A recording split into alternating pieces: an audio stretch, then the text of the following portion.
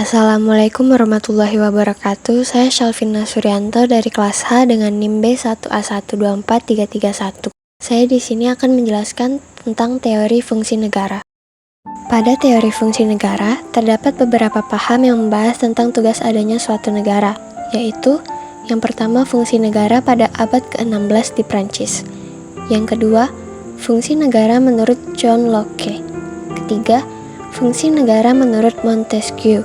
Keempat, fungsi negara menurut Van Vollenhoven.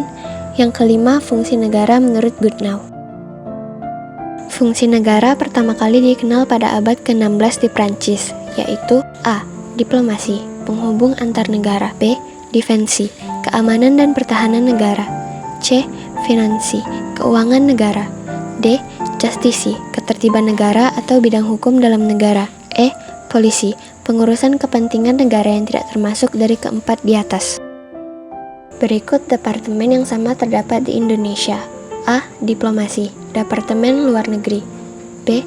Defensi, Departemen Pertahanan dan Keamanan. C.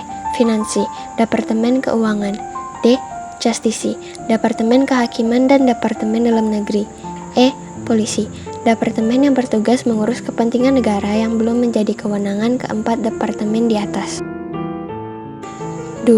Fungsi negara menurut John Locke. John Locke, seorang sarjana Inggris, membagi fungsi negara atas 3 fungsi, yaitu 1. Fungsi legislatif untuk membuat aturan. 2. Fungsi eksekutif untuk melaksanakan peraturan. 3.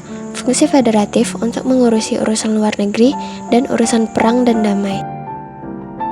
3 fungsi negara menurut Montesquieu. 3 fungsi negara menurut Montesquieu yaitu 1. Fungsi legislatif yang membuat undang-undang. 2. Fungsi eksekutif yang melaksanakan undang-undang. 3. Fungsi yudikatif untuk mengawasi agar semua peraturan ditaati, yang dikenal sebagai teori trias politika.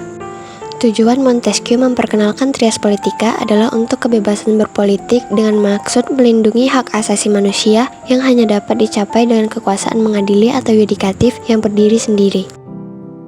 4. Fungsi negara menurut Van Vollenhoven. Menurut Van Vollenhoven, fungsi negara itu ialah A. Regeling, membuat peraturan. B. Bestuur, menyelenggarakan pemerintahan. C. Rechtspraak, fungsi mengadili. D.